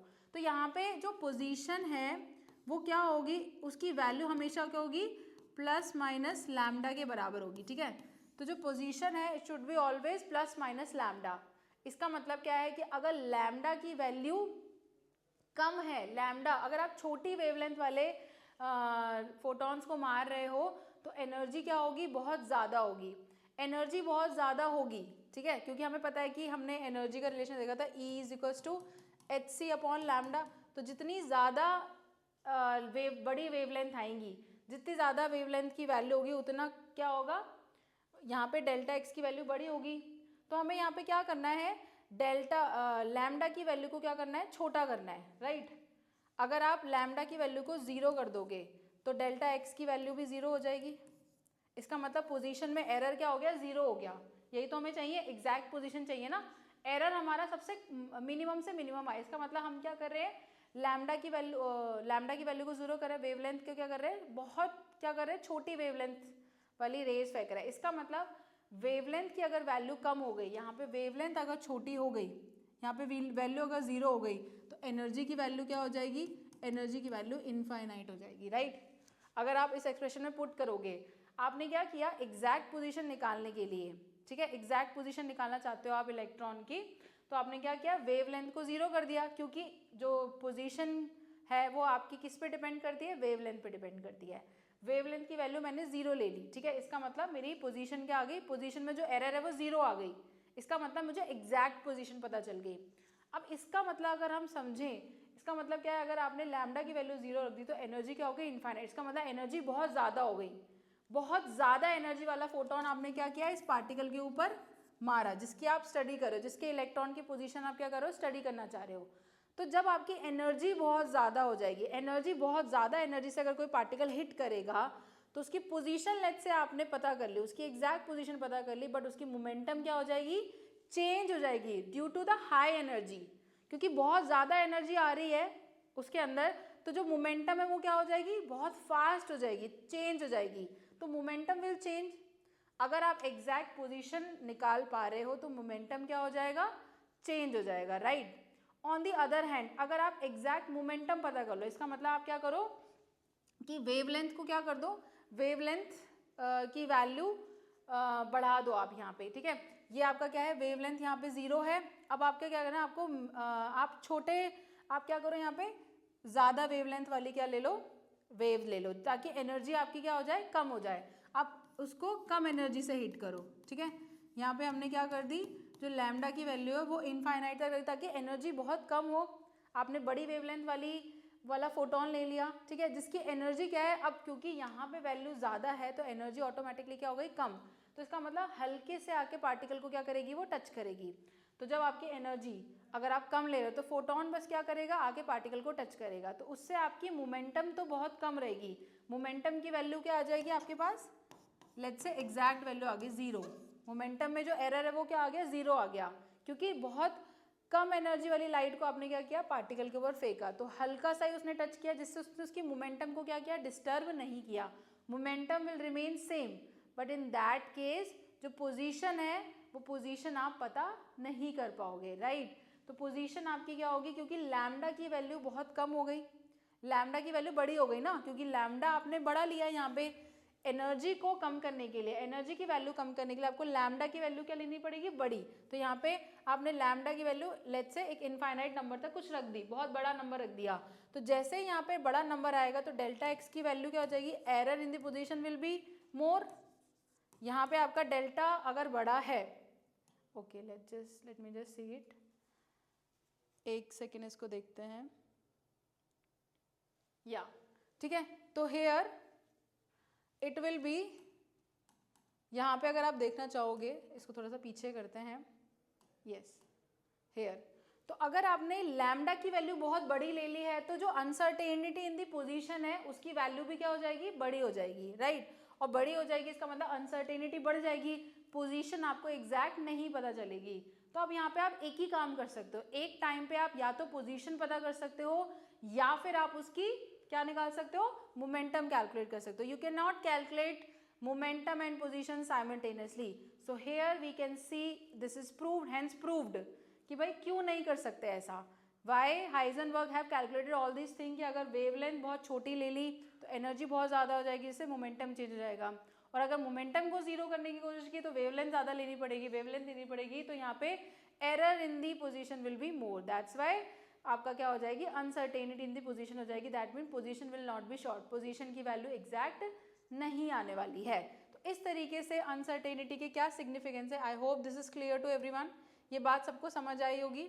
चलिए, तो यहाँ पे पहली चीज क्या है, it rules out the existence of definite path और the trajectories of the electron. तो ये हमें क्या बताती है कि भाई इलेक्ट्रॉन कैसे डेफिनेट पाथ में रोटेट कर रहा है, उसकी ट्रेजेक्टरीज कहाँ है। तो जैसा कि आप देख सकते हो कि ये आपका एटम है और ये न्यूक्लियस है, तो इलेक्ट्रॉन क्या कर रहा है एज अ वेव, क्योंकि हमने भी पढ़ा है कि मैटर या इलेक्ट्रॉन क्या करता है, वेव डुअल नेचर शो करता है, वेव की तरह बिहेव कर सकता है, तो ये क्या कर रहा है, इस तरीके से मूव कर रहा है, तो उसकी ट्रेजेक्टरी, उसके पाथ को हम बता सकते हैं।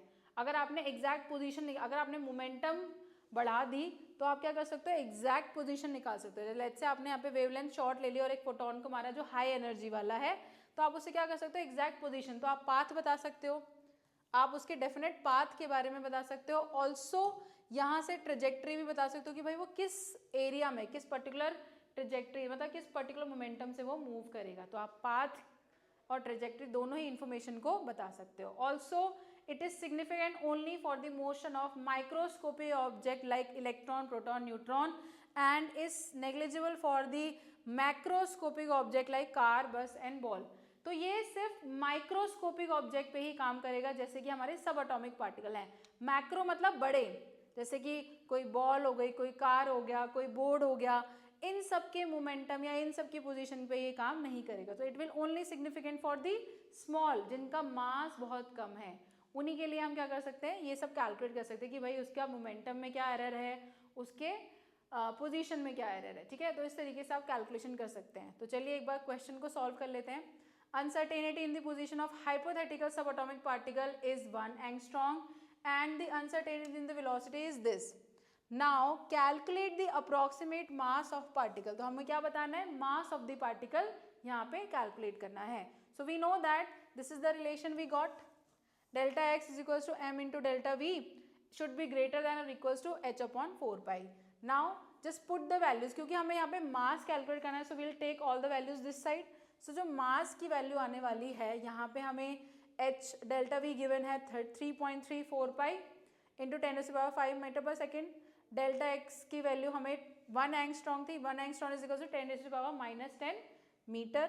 देन h प्लैंक कांस्टेंट है, हमारी वैल्यू मेंशन्ड है, and we'll put the value and if you will calculate this you will get the answer as this. तो मास क्या होने वाला है, इट शुड बी इक्वल और greater than the 2 into 10⁻⁻29 kilogram.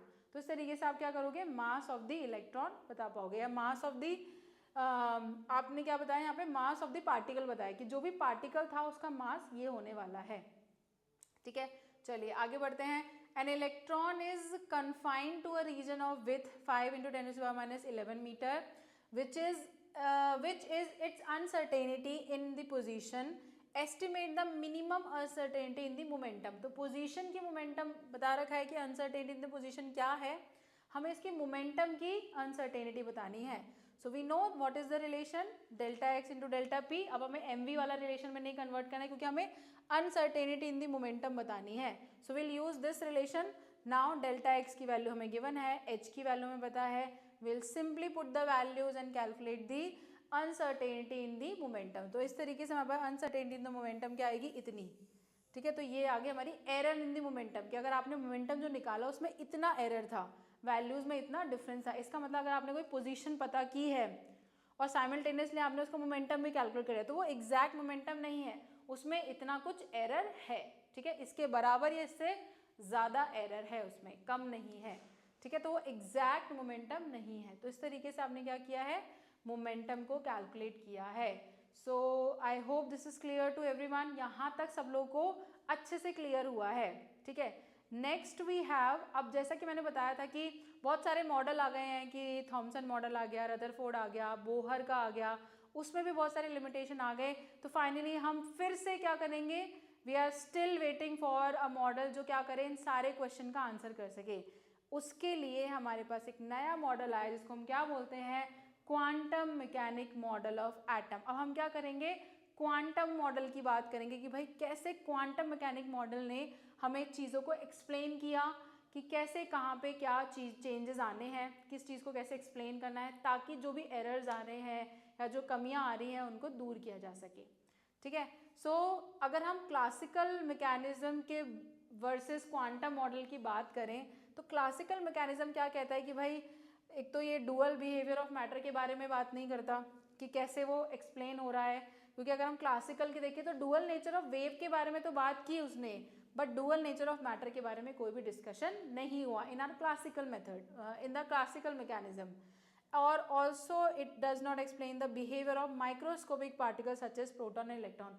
उनके बिहेवियर के बारे में अभी भी बहुत सारे क्वेश्चन है जो अनएक्सप्लेन्ड है, जो कि हम क्या करेंगे अपने क्वांटम मैकेनिक्स से। ठीक है, तो क्वांटम मैकेनिक्स में हम सारे आंसर देखेंगे that based on the wave of properties of matter. तो ये क्या है, वेव प्रॉपर्टी के ऊपर कि भाई अब पार्टिकल या मैटर भी क्या कर रहा है, वेव की तरह बिहेव कर रहा है। तो हम उसको जो इलेक्ट्रॉन है उसको पार्टिकल भी अज्यूम करेंगे, वो पार्टिकल नेचर भी शो कर रहा है, बट उसके साथ साथ वो वेव की तरह भी क्या कर रहा है, रोटेट या आसपास न्यूक्लियस के घूम रहा है, रोटेशन हो रही है, एंगुलर मोमेंटम शो कर रहा है।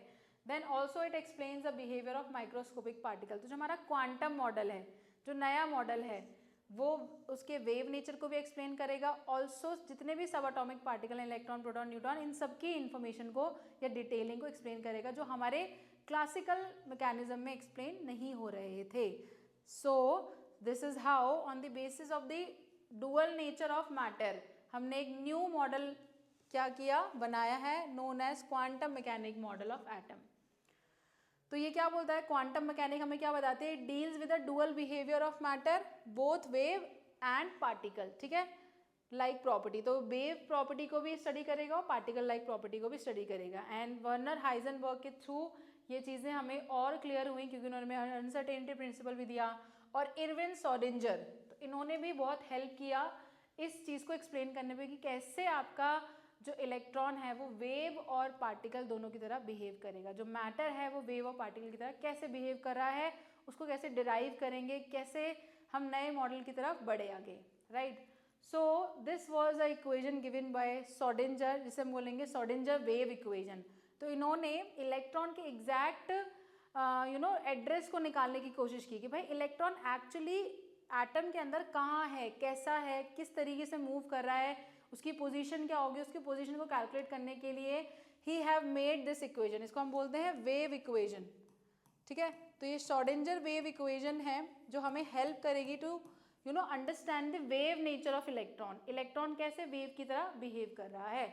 और यहाँ से हम फोकस करेंगे हमारे कुछ फंक्शन पे H5 and E5 which tells us about the Hamiltonian operator and it is the total energy, ठीक है, जिससे हमें क्या पता चलेगा, वेव फंक्शन, वेव कैसे फंक्शन करी है, वेव का क्या नेचर है, ये जो पार्टिकल है when it is behave like wave what property is shows, कैसे इसकी momentum and everything will be calculated, इसकी एनर्जी कैसे कैलकुलेट होगी, उसका एड्रेस कैसे पता चलेगा, कैसे वो स्पिन करेगा, कहाँ पाया जाएगा, क्या चेंजेस होंगे, ट्रांजिशन होगा तो क्या चेंजेस आएंगे, ये सब हमें क्या होगा, वेव फंक्शन के थ्रू पता चलेगा।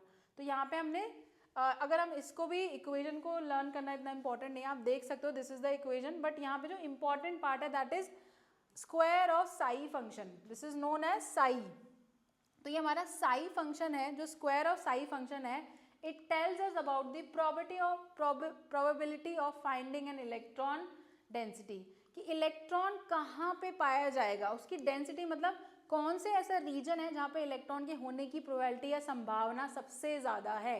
तो हम वहाँ पे क्या करेंगे, स्टडी करेंगे, उसको माइक्रोस्कोप से स्टडी करेंगे कि भाई डेंसिटी हमें ज़्यादा मिलेगी, इसका मतलब इलेक्ट्रॉन के होने की प्रोबेबिलिटी यहाँ पे सबसे ज़्यादा है। Then we can see the nature कि वो कैसे वेव की तरह बिहेव कर रहा है, कितनी नंबर ऑफ वेव बनने हैं, क्या फ्रीक्वेंसी है, क्या वेव नंबर है, we can calculate all these things.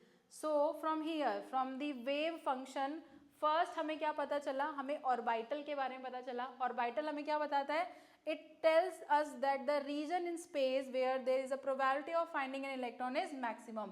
तो ऑर्बिटल वो जगह है in an atom जहाँ पे इलेक्ट्रॉन के होने की प्रोबेबिलिटी सबसे ज़्यादा होती है। अगर इलेक्ट्रॉन कहीं ही प्रेजेंट होगा तो वो कहाँ होगा, किसी ना किसी ऑर्बिटल में क्या होगा, वो घूम रहा होगा, स्पिन कर रहा होगा। So orbital is the region where finding the probability of electron is maximum, उसके वहाँ होने की प्रोबेबिलिटी सबसे ज़्यादा होगी। Also he has given from this wave function or the square of psi, we also get to know about the nodes। nodes वो reason है जहाँ पे इलेक्ट्रॉन की होने की प्रोबेबिलिटी जीरो होगी। तो अगर आपको पता है कि ये नोडल एरिया है, दैट मीन्स यहाँ पे इलेक्ट्रॉन तो होने वाला नहीं है, तो आप अपना टाइम वेस्ट नहीं करोगे। तो साइंटिस्ट ने दो रीजन हमें बताया एटम के अंदर with the help of the Sai square, ठीक है, ये स्क्वायर ऑफ साई फंक्शन जो हमें बताता है प्रोबेबिलिटी ऑफ फाइंडिंग इलेक्ट्रॉन। यहाँ से हमें दो चीज़ें पता चलती हैं कि एटम के अंदर ऑर्बिटल है जहाँ पे इलेक्ट्रॉन के होने की प्रोबेबिलिटी सबसे ज़्यादा है, दूसरा नोडल रीजन जहाँ पे इलेक्ट्रॉन के होने की प्रोबेबिलिटी एकदम जीरो है, इलेक्ट्रॉन वहाँ पाया ही नहीं जाएगा, तो हम उस एरिया में रिसर्चिंग या स्टडी नहीं करेंगे, ठीक है। So from here we get this information about electron, कि इलेक्ट्रॉन कहाँ पाया जाएगा। ऑल्सो सबसे इम्पॉर्टेंट चीज़, ये जो वेव फंक्शन है, ये जो साई का स्क्वायर है, इससे हमें क्या मिले, it tells about the quantum number. इससे हमें क्या पता चला, क्वांटम नंबर्स के बारे में पता चला। और ये क्वांटम नंबर हमें क्या बताते हैं, quantum number will tell us about the address of electron, कि भाई एटम के अंदर इलेक्ट्रॉन कहाँ है, क्योंकि न्यूट्रॉन और प्रोटॉन की पोजीशन, उनका एड्रेस तो बहुत पहले ही पता चल गया था। इलेक्ट्रॉन के ऊपर अभी तक क्या थी, डिस्कवरीज नहीं हुई थी। इलेक्ट्रॉन की पोजीशन के लिए बहुत सारे मॉडल चेंज हुए, बहुत सारी थ्योरीज आई, डुअल नेचर देखा हमने, बहुत सारी बातें हुई।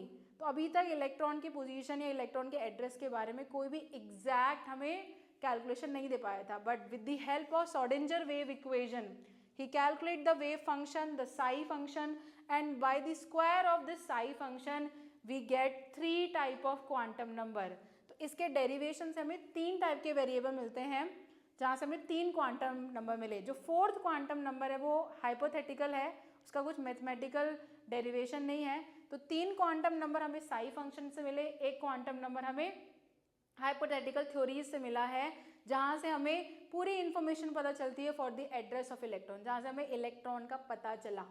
तो इलेक्ट्रॉन का अब सब कुछ, ये जो इतनी बड़ा रहस्य था कि भाई इलेक्ट्रॉन कहाँ रहता है, इलेक्ट्रॉन कहाँ पाए जाएंगे, वो सॉल्व हो गया हमारे किससे, by the Schrodinger wave equation in the quantum mechanical model of atom. तो यहाँ से हमारा जो फाइनल मॉडल बना है that is quantum mechanic model which will help us knowing the position of electron और द एड्रेस ऑफ इलेक्ट्रॉन। ठीक है, तो आज हमने ये सारी चीज़ों के ऊपर बात कर ली है। Now here we are end with the lecture number 5। तो हमने काफ़ी, हम एंड तक आ चुके हैं, एकदम अंत तक पहुंच चुके हैं।